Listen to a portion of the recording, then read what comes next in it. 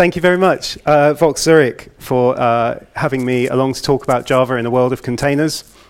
My name's Matthew. You might have seen me on the programming, the schedule and that kind of thing, as if my first name was Maximum, but that's a mistake caused by my Twitter handle that is at the middle bottom of the screen on every slide. So, like, my first tip for today's talk is do not let 5-year-olds choose your Twitter handles. All right? Okay, anyway, I'm Matthew. I come from the beautiful city of Bristol in the UK. Who knows Bristol? Like, oh, wow, there's like 10, 12 people. So I run a user group there, Java user group. If you're ever in the southwest of the UK, please come. We love international visitors. We love speakers. We love attendees. It's great. Very friendly group. And as of like 3 weeks ago, I work for this company. Does anyone use Twilio here? No. Well, then, it's my job to come and tell you about it, but not during this talk. Come and find me afterwards. I'm really, I've got a lot to say about it, but this talk is a different thing. Okay. So, Java in the world of containers. First up, who is using Java in this room? I expect like most people. Good stuff, right? In containers? In containers in production? So we're down to like maybe just over a third of the people, just under half of the people. Okay, so all of you who are using Java and are considering containers or using containers, hopefully there's going to be some like theoretical stuff that will help you, but some practical stuff you can do during this talk as well that will at least increase your understanding and maybe some things you can actually use at work. So first up, like question one, what even is a container? You might, when you start, get the idea that there's a sort of parallel with a VM and a container, and that's a mental model that will get you quite a long way. But actually, they're quite different when you get down to like how they work. So with a VM, you have like a fake computer that has some characteristics of its own and an operating system of its own that are separate from the host computer. A container is a single process running on the same host as, so running on the same OS as the host. And really, a container isn't a thing as such. It's a collection of Linux kernel technologies which have existed in some forms or another for a lot longer than the kind of concept of containers. And then a container management kind of engine like Docker just orchestrates those Linux kernel features to provide a sandbox using tools like Linux kernel namespacing to prevent processes from seeing things like mount points and users and processes from other processes. It uses C groups to limit hardware access, like what CPUs and available memory and that kind of thing can be applied on a per process basis, and that's one of the things that containers do, one of the things that Docker does. There's some security features, SE Linux and seccomp and that kind of thing. So you have this idea then that a containerized process is just a process. It runs on the host just like anything else that you might run on the host, but in a kind of sandbox. And to help with making this a kind of coherent thing, you also get an image. And an image is just like all the files that you need to be able to run that process in a bundle of some sort, a container image, a zip file, whatever. And so you have then, an image also defines the entry point. So then you have this idea that images can be moved between machines. They don't depend on anything from the host apart from Linux kernel features. And so you can stack them up, and they should, by the kind of sandboxing thing, be kind of unaware until you start hitting hardware resource limits. You should be, you should be able to stack containerized processes up, and they'll be sort of independent of each other and in some way secure from each other. So that is kind of what a container is. If you want a lot more in-depth version of that like short summary, I thoroughly recommend go and watch a talk by Jessie Frazell from, I don't know where she works now. I used to say from Microsoft, but she doesn't work there anymore. She gave a talk anyway at LinuxConf AU last year, which is a brilliant like in-depth explanation of all the different bits that make up what we call a container. All right, I'm going to move this around so I can see it from over there. So how are containers different then from running processes on the host or using VMs? Well, there's technical differences that I've just talked about, but also there's differences in patterns of usage. So there was a really good survey done last year by a company called Datadog. Do people know Datadog? Monitoring company? Cool. Yeah, I really like them. So they did a survey about container usage, and they found a couple of they found a lot of things, but a couple of headline statistics which I think are worth bearing in mind. Firstly, for the average person that uses containers, or the average company that uses containers, there are like 8 to 10 containerized processes per host. Okay, so it's not like this host is for this thing, it's for this bunch of things. And so they're relying on the kind of compartmentalization that containers provide to be able to stack lots of things up. And they also found a really interesting thing, that the average lifespan of a containerized process is around an hour. Whereas before, you can imagine running a process and it would run for a really long time. Nowadays, the kind of lifespan of containerized processes is much shorter, which brings different considerations. The other thing is that when we talk about using containers, like how many people, if you're using containers, do you build your container on your development machine and push it through CI, or you push code to somewhere and that builds a container and pushes it through environments? Or like there's a few different patterns like that. And containers tend to be reused in different environments. Whereas before you would have had maybe just like one JVM installed per host and everything that was installed on that host would use that. Now, the JVM is built into the container and JVMs are copied around all over the place. So if you have those 8 processes on a single host, you end up with 8 copies of the JVM, right? Because it has to be self-contained within the image. So there's a few differences. Looking at Java specifically in containers, what is Java? It's a managed runtime, or the JVM is a managed runtime. When you're writing Java or even other JVM languages, you're programming to the API that the JVM and the JDK expose to you. You're not programming to the hardware, right? It's a runtime that is managed for you. You are to some extent like free to not really care about the hardware. Certainly you don't have to care as much about particular variants of the same kind of hardware. And the teams that develop Java use the phrase runtime adaptive for this, right, where the memory model is consistent across different hardwares and the threading model is consistent, even though the underlying thread and memory model of the machines might be different. Java kind of adapts that for you. So it sounds like, on the face of it, you've got a pretty good deal, right, because you can put the Java virtual machine and your application inside a container image, you can ship that around, and like, hooray, everything's going to be good. You can run it wherever you like, wherever there are enough Linux kernel capabilities to be able to run containers, which is like every cloud host and all your development machines as well, hopefully. So what do we want then, like more than that, from containerized JVMs? Well, I want 3 things, these 3 things. I want my JVMs to start very quickly, like as fast as possible. Containers are used in serverless environments as one example where startup cost is really, really critical. We want small images, right? Because they get copied around, because they get stacked up on hosts, because everyone's going to end up with a copy of everything by the time you've downloaded someone else's service to use as a dependency whilst you're developing your service and that kind of thing. It makes good sense to keep them small. And there's, like, it's easy to create huge images. It's not that difficult to slim them down just by removing things you don't need. And the last point, I want JVM in containers to respect the environment. So what I mean by that is that the rules for processes that run inside these kernel sandboxes are different from the rules for running on the host directly. So, for example, how to find out how much memory is available to you, you have to look in a different place, right? So I'll go into more detail on all 3 of these things, and that was basically the agenda for the rest of the talk. Excuse me. You're pleased to hear, though, it's not just me talking. There'll be some demos and things coming up. So, fast startup, right? The key trick, which I'm just going to do again and again and again in different ways, is to move startup activities to image creation time, to like pre-startup build time. Okay, so when the JVM starts up, it does a whole load of things.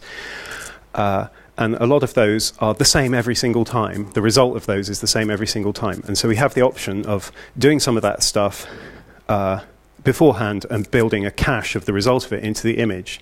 Now, in each case, that cache has some size, so it's going against the small images thing a little bit, but, well, it's a trade-off. And we saw this morning, engineers love trade-offs, love measuring things, right? So, like, some of them are easier to work out than others, but we'll see. Okay, so moving startup time activity to build time activity. Thing number 1, class data sharing. Who knows class data sharing? I see a handful of hands. That's a weird analogy, isn't it? A few hands going up. So class data sharing as a Java feature is approaching like the legal drinking age. It's been in it's been in Java since Java 5, right? Which was 2004, something like that. So it's 15 years old, class data sharing, and it's been switched on by default in Windows JVMs for over a decade. So who here develops on Windows and then deploys to Linux in production? Good luck. All right. No, I'm kidding. It's a runtime adaptive, right? It's very predictable. You know what you're doing. Okay, so anyway, class data sharing. The pre-Java 9, there was rt.jar, right? People familiar with this? It's one of the files, one of the biggest files that you get when you downloaded Java before Java 9. rt.jar is the bytecode that represents all of core Java stuff, right? Like Java lang string, hash map object, what have you. Since Java 9, that's been split up into the module system. I hope you're all familiar with the modules, because we'll see a bit about those in a minute. But anyway, the point is, at startup, there's a whole load of classes which are definitely going to be needed. Like, you can't write an app that doesn't use Java lang object. You just can't, right? So reading, parsing, verifying, transforming that bytecode into an in-memory data structure happens every single time you start the JVM. And and there are thousands of classes in this category. I'm picking on Java lang object because it's easy target. But the thing is, the results is the same every single time, right? You get these data structures in memory which represent those classes. And what the CDS technique does is caches those in-memory data structures in a very, just serialize the memory to a file on disk and then memory map it in next time kind of way. So hopefully that keyboard shortcut will work. You can read this, VoxZCH at the top. So I've written some Java. It does happen sometimes. Let's have a look. There it is, right? You can see the quality of code you're looking at here. I should have asked, who's using Java 8? Did I ask? Nah. Who's using anything older than 8? Is that the same? No. Hello again. 11, anyone? 12 that's out today? Woo! Okay, I'll talk about 12 in a bit. Anyway, so okay, I'm going to use Java 8 for this demo because that seems to be what most people are using. So I'm going to compile this. Who uses Java C raw like that? Not using Maven? Yeah, good for you. Okay, so hello to everyone. All right, this is no surprise. You can all read and understand what that code's going to do.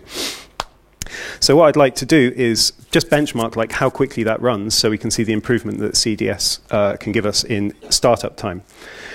So there's a Linux kernel tool called perf, and I've written a script because it's a very unwieldy command to remember, which runs it 50 times and uses perf to gather statistics, right? So if I use perf to run hello to everyone, run 50 times, 42 milliseconds.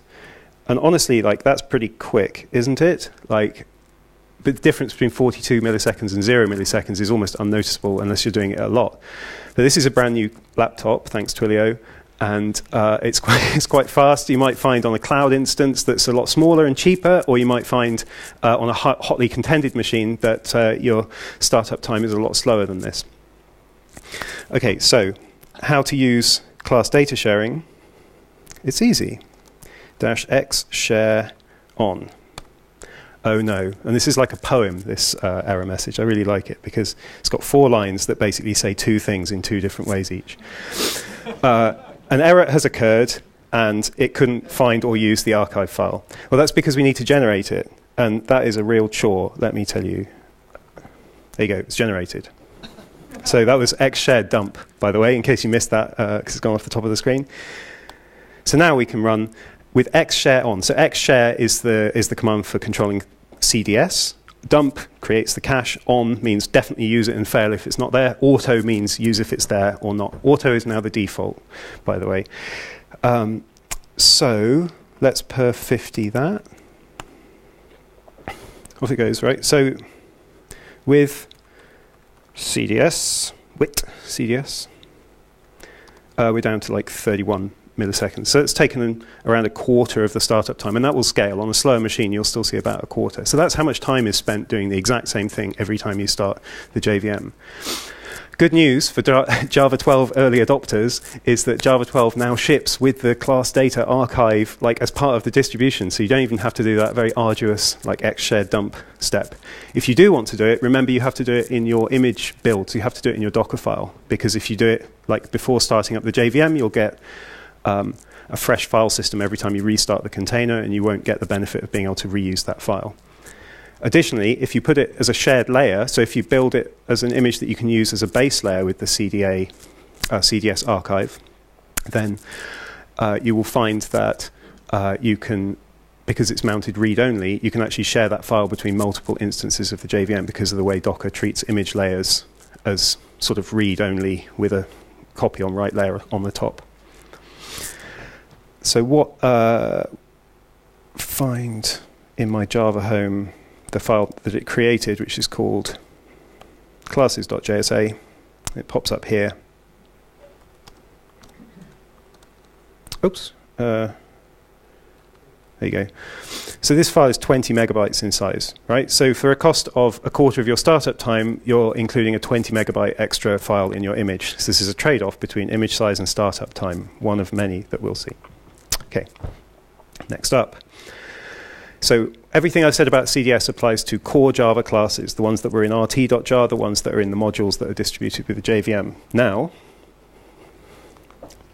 application CDS used to be an Oracle proprietary feature that you had to pay for, and since Java 10 has been part of OpenJDK, so freely available for anyone to use, this is the exact same technique but applied to your application classes. And you saw my application class, it's 3 lines long, right? So I'm not going to go through the mechanics of showing you, but I will include a link to a blog post where I explained it in detail using Clojure as a bigger. Any Clojure fans here?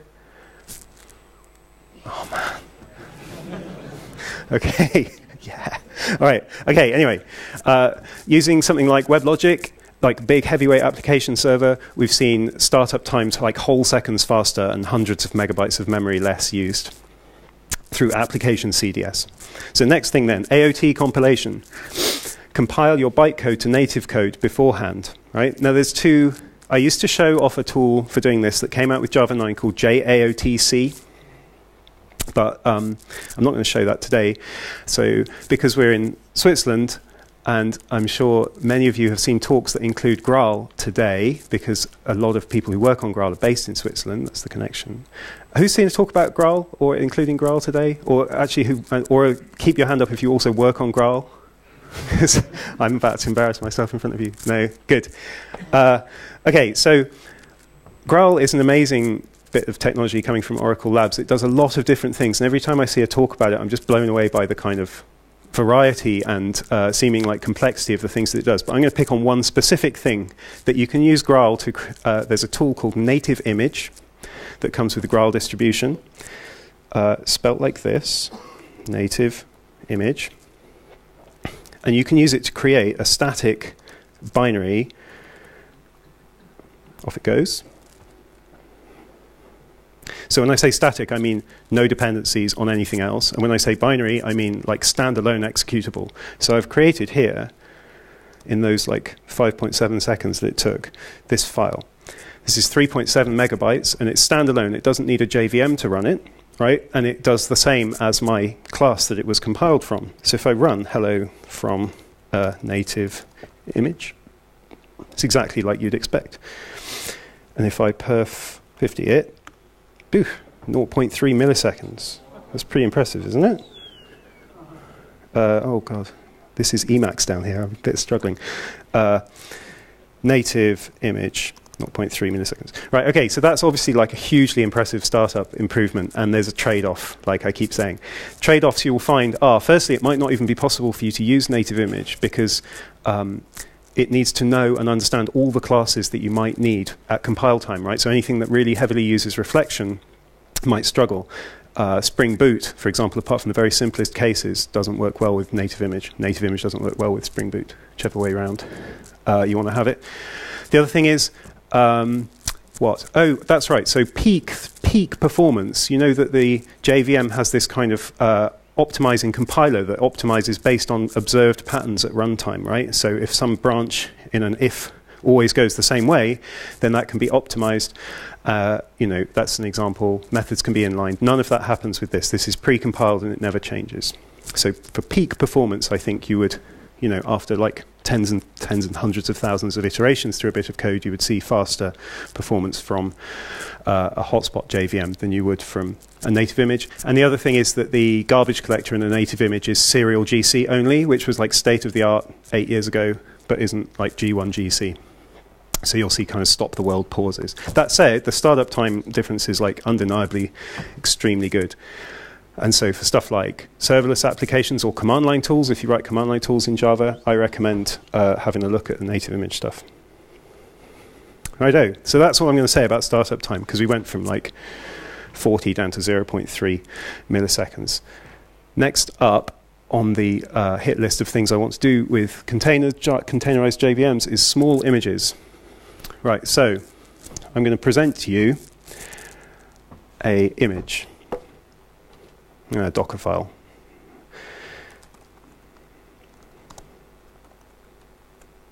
Okay, this is, I hope those colors are not awful for you, good. What you might think of as like pretty standard Docker file, right? We're starting from adopt OpenJDK, so something that just provides us a base image with a JVM in it. We're adding our application. I'll show you the application in a minute. We're exposing a port, and then we're providing a command, like an entry point for running it. By the way, I'll show you.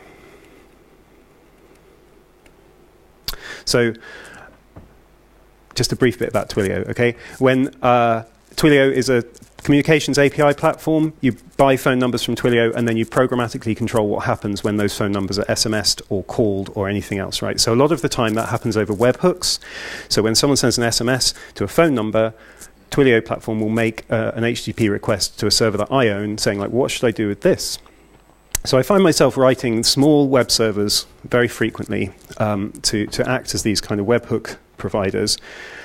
And Spark Java which is different from Spark, the like big data processing platform. Spark, the web server for Java, is like my favorite, because this is the whole thing for running a simple endpoint. Runs on port 4567 by default as a GET request to /, and it returns, well, you can see what it returns. Okay, this is in a Maven project.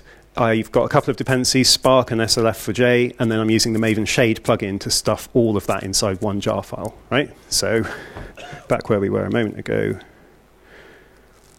this Spark demo 10 snapshot.jar is just that web server. And you can imagine what would happen if I ran it. So if I build this, well, I'm not going to build it because it takes too long. And depends too much on conference Wi-Fi. So Docker image, I'll show you how big it is once it's been built.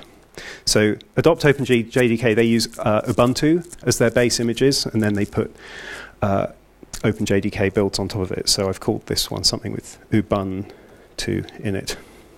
Not the Ubuntu itself. Okay, so without really thinking about it, I've created like a 0.5 GB Docker image here. And a lot of that is just like a bag of rocks that it isn't providing any use, and it just gets dragged around. We can cut it out in like several chunks. So let's have a look at what those chunks are and see what smaller size we can get. So what's in an image? An operating system, like I mentioned, they use Ubuntu. Core Java, like some version of the JVM and the JDK. Your code, my code. And then the JVM itself, like the actual binary. And I'll attack these in order. So, first of all, who knows Alpine Linux? Sweet. Okay, who knows about running Java on Alpine? Sweet. Good. Okay, it's pretty easy. The problem with Alpine is, apart from being, well, that's not a problem that it's tiny, but the thing is it uses Muscle as its C standard library rather than the glibc, which you all know, which means you either need like a shim over the top, or you need a version of the JVM that's compiled for use on Muscle. Both of those are available, and the easiest way I've found is to use the one from adopt OpenJDK. So when I showed you, oops, Dockerfile 1, just to switch to Alpine, is just literally put :Alpine on the end here. Right? You don't care really very much about the Linuxy stuff underneath. As long as it's enough Linux to run a JVM, you can be happy, right? Because you're probably not using any Linux features directly. Everything you do is mediated through the JVM. So the difference in size is, what's it called? Docker images. Let's say.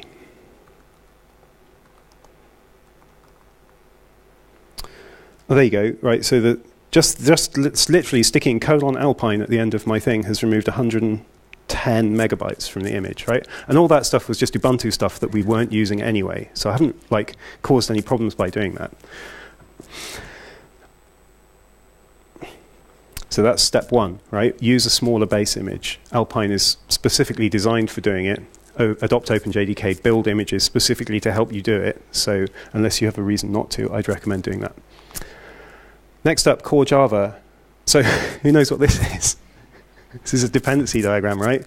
From the Java module system. Or actually, to be more accurate, from 1/3 of the Java module system. Now, I appreciate this was a huge, gargantuan, and very important effort to cleaning up Java and providing the next 10 years, a foundation for the next 10 or 20 years of development on the Java platform. But it is really complicated to look at. And let's have a look. So I need to switch to JDK 11 for this. So ls, it's L, Java, home, J, mods. Let's have a look, right? So there's all these things. There's a compiler. There's Java Base. Okay, everyone's using Java Base. There's a management API. There's naming. There's SQL. There's Smart Card IO, or maybe it's Smart Cardio for exercising. I don't know. There's the compiler API, right? There's Dynalink. I don't know what that is either. There's a hotspot agent, blah, blah, blah, JShell. There's a whole lot of things. There's all the desktop stuff as well, Swing and AWT. I don't know how many of you have ever tried to write an application that uses all the modules, but it's pretty difficult. I would have thought it's pretty difficult. It would be some effort to do that. In fact, there are 71 modules distributed with Java. And how do you know which ones you're using? If you could just find out which ones you were using and kick the rest away, you would find that you could save a lot of disk space and a lot of image space. Well, let me introduce you, maybe for the first time, maybe you've seen it before, this tool called JDeps, J dependencies, right? So this is a tool for the Java module system. You give it some code, and it tells you, either through static analysis or through reading module info descriptors, or a combination of both, and you can fool it using reflection, but we haven't, okay? It will tell you which modules you're using, right? So JDeps, print module deps from my jar file. Off it goes, those ones, right? Out of 71 modules, I'm using half a dozen. Well, now I can go and delete all the others, and that's fine. Well, except it's a little bit tedious, and luckily there's a tool which does that for me. So that tool is called JLink. Okay, so with JLink, we say where we want the output to go, where the modules are coming from, and which modules we want, right? And that modules list is just the same as the output from JDeps a moment ago. Off it goes. And now we've got this myjdk folder, which is it's got a /bin/java. You can use it as your Java home, just like as before, but it only contains those modules that I've specifically asked for, right? So what's the effect of that? 89 meg.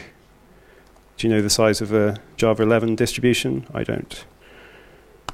320 meg, right? So there was that much size of Java core modules that I'm not using that can be removed from the JDK and not included in my image for no bad effect. How to use that in a Docker file? Let's clear the screen. Okay, so you could generate that, you could call JDeps and JLink from inside your Docker file, but I've just assumed that there's a myjdk directory already there, and I just copy that in. And this time it means I can start from Ubuntu, or I could start from Alpine if I wanted to save even more space, because you can do both of those things at once. Right? So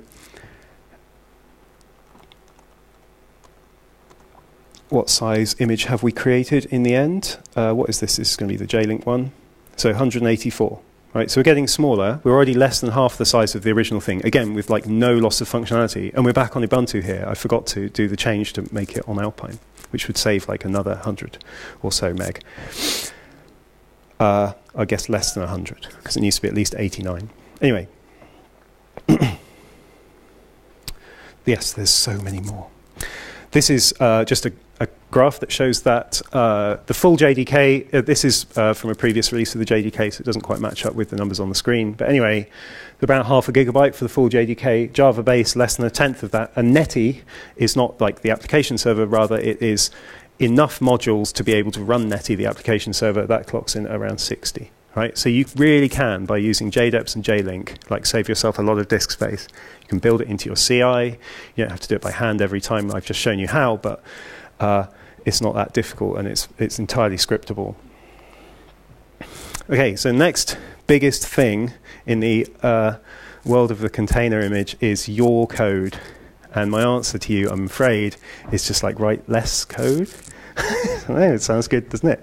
I mean, it's like Agile 101, isn't it? Don't put something there unless it's specifically to fulfill some kind of need. Like code is a liability, and it has to justify its existence by being useful in some way, right? So, but you also, I mean, you must have all seen the keynote this morning, right? With Venkat like humorously ranting about the cost of dependencies. That's true. It really is. And it's like, this is a specific case, a specific way in which it is true. I'm not telling you, like if you're looking at an Apache Commons dependency, thinking, well, that method looks helpful, I'm not telling you to just go and copy and paste the code off of GitHub. But, I mean, you could. And there's a cost, associated either way, right? There's a kind of, there's the cost of the large image and maintaining the value and keeping an eye on the security vulnerabilities that have been discovered in that dependency versus like maintaining an extra little bit of code yourself. So just write less code. I love writing less code. My most productive days have got like negative line of code count, definitely. All right, okay, so next up then, now you've written less code, you've used JLink, you're using Alpine Linux as your base image, we can attack the JVM, right? And of course we need a JVM, pretty much. But I've already shown you a tool which can dramatically shrink the size of the JVM, and it's this native image tool from Graal. Okay, so I'm going to show you it again because I like it so much. So let's see how it fares with a jar file. So again, native image. We're going to generate a static thing, and this time we need to tell it it's a jar because it can't work out from the suffix of the file. Okay. And off it goes. And it takes a bit longer this time because this is like 16 megabytes of bytecode rather than just like a few K like the Hello World one was. But it doesn't take that long. Release candidate 14 for Graal was released yesterday, like they said in some of the earlier talks. I'm still using 13 because I wasn't brave enough to update overnight, but I assume it still works. It's heading towards, presumably, sometime around my retirement, an actual 1.0 release. And so anyway, it's getting faster all the time. That's the thing. So I used to have to like waffle for ages and tell jokes during this point, but instead, 20 seconds later, we've got a standalone image, right? And it's this one. This named after the jar file. It's 16 meg in size, and it's exactly like, boom. It starts in 4 milliseconds, right? If you Java, did I do this earlier? I can't remember. Java minus Java, Spark thingy, starts in. Right? So, but again, the same caveats apply about garbage collection, about peak performance, and about being able to use reflection. But anyway, one really neat thing is that now, because I use -- static, there are literally no dependencies. It's got like everything it needs compiled in, which means I can use a Docker file somewhat, is it number 4? Yeah, like this, from scratch. So Scratch is like my favorite base image because it's empty. It's got nothing in it. It's like the top of the hierarchy with nothing, 0 bytes apart from the metadata. So it is some bytes. But anyway, we can add this. We can expose this as before, and we can do it, right? And I can show you the size of it, although I'm sure you can work out what it's going to be, or at least guess. Oops. Forgot the word grep. There you go. So it's a 16.2 megabyte image file, right? So what did we start with? 400, like half a gigabyte, 440 meg or something. So we've with the caveats of, like I keep reminding you, caveats of native image, we've been able to make a big difference here. And if we Docker run it, you'll see another fun thing. Right, off it goes. Starts in 2 milliseconds, but I can't Control-C it. So there's obviously like some interrupt handling difference between native image and the JVM, which means I have to Docker PS and Docker kill it, but that's fine. Do I have to actually spell it out? I guess I do. Hey. Okay.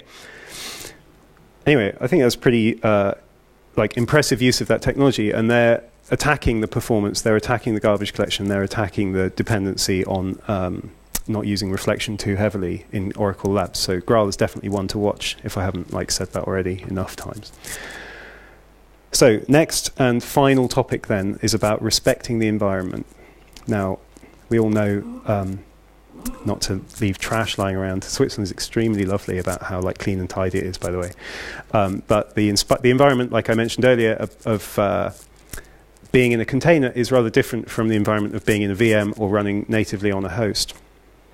So I'll tell you a story, right? When I was working on a functions as a service platform, I was using the biggest class of hardware that my cloud provider had available, which had 72 cores, right?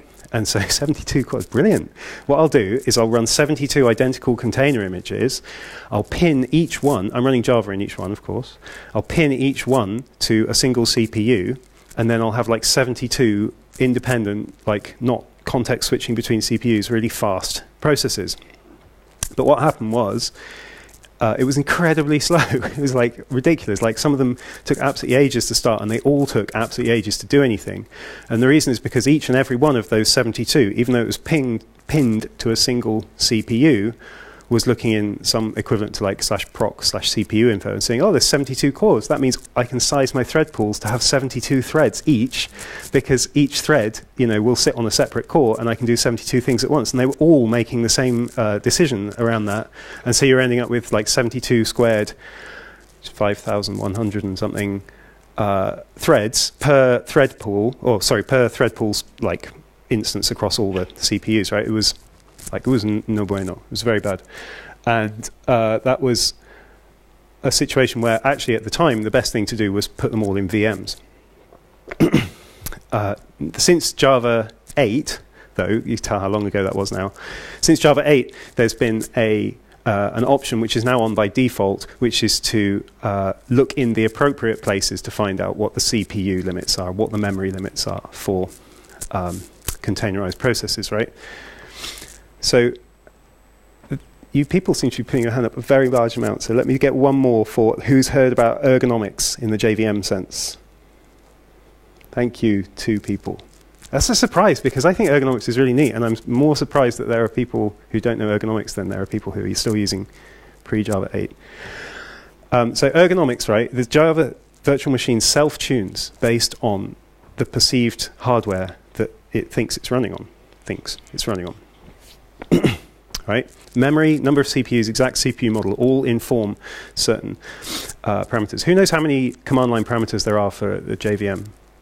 Or like, who thinks it's under 50? No, good, you're all right. Who thinks it's under 200? Yeah, no. It's masses, right?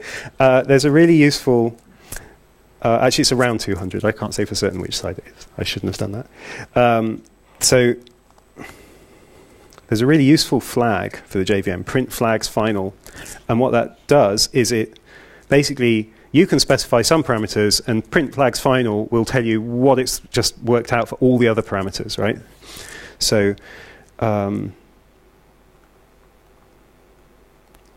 Docker run, that's it. Docker run Java flags final. Off it goes.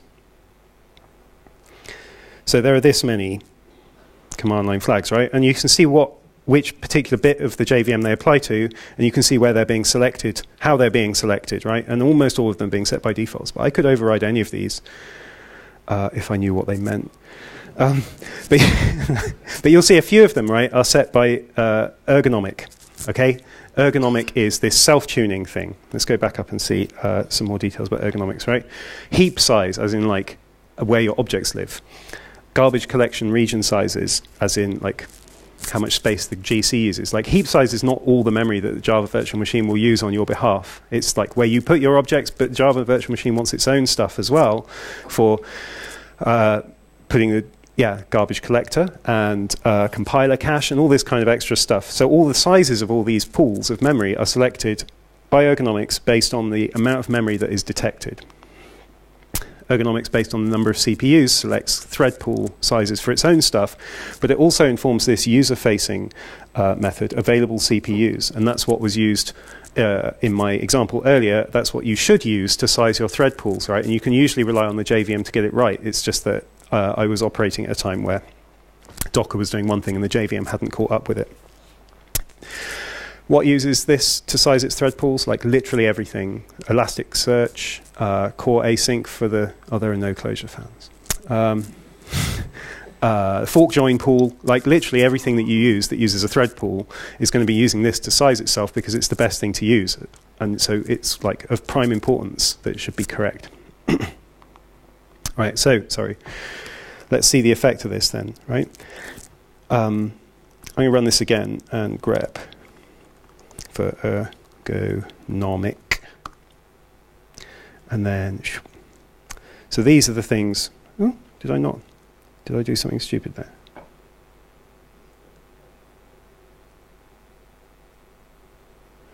Oh yeah, I did misspell the word ergomonic, didn't I? I spelled ergomonic correctly. There we go, some red there, that's enheartening. Okay, so these are the things that are set by Ergonomics, right? The number of incremental compiler threads that are used is set to 4 because it's detected I've got, I guess, 8 CPUs here. GC threads, maybe I've got 16 CPUs, I don't know.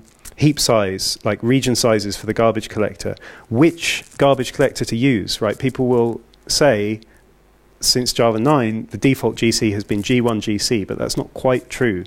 I'll give you an example, right? If I use Docker to limit the memory of this to 128 megabytes, then given such a small amount of memory, we'll get use serial GC set to true instead, right? So yeah, use G1 GC is the default under most circumstances, but on small machines, you'll get serial. And this will have performance differences, particularly around pause times, which if you're like being sensible and sort of squishing the amount of memory that your containers have down so they don't clobber over each other, then you might run into this situation where you suddenly like cross over a threshold and stuff starts behaving differently and you don't know why. Well, this might be why. So it's important to be aware of the fact that that might happen, as well as, like, if I drop the number of CPUs down to 1, then all the thread pool sizes will be 1, and we can expect, like, some fairly serious pauses. Okay.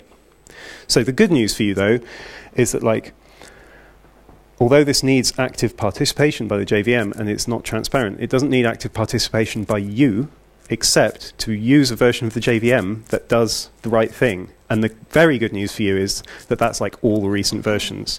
It was added as an experimental feature in Java 8. It was switched on by default in Java 10. And then the it being on by default was backported to Java 8. So even if you're using Java 8, just pick a later version, like a later patch version of Java 8, and you'll get that since about October last year. I forget the exact number. Yeah, and it's just like there's constant little improvements going in. Things to do with specifically how Kubernetes manages containers. I'm sure there are several people here using Kubernetes, but I'm not going to ask you to put your hands up anymore. So there's an interesting one there, like 3 up from the bottom. Certain tools which connect into running JVMs need to be aware whether those JVMs are running in containers as well, because they have to behave differently. So generally, like, the advice from this section is just like use the latest JVM you possibly can. Please, like, switch to 11 if you can, or if you're stuck on 8 for some reason, at least switch to a recent patch version of 8. So the teams that work on Java at Oracle, at Red Hat, all the other companies that work on it, they're committed absolutely to keeping Java as popular on the server side as it always has been. The fact is that people are using containers more and more, right? The workflow benefits, the consistency of tooling is really significant for that. So the teams, like, it absolutely makes perfect sense for them to make Java behave as well as possible in containers.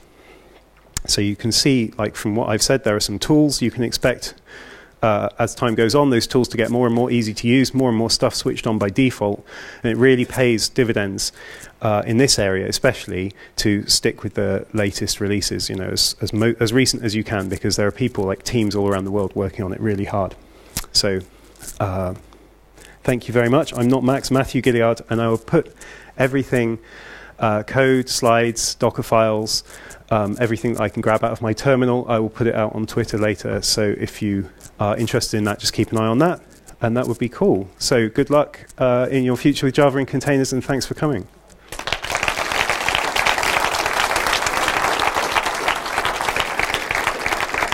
There are a couple of moments for questions, or I can clear off and you can just attack me as I walk around for the rest of the day. That's also fine. I can't see very well. Nah, people are like, I want my coffee. So they're out of here. Okay, thank you very much.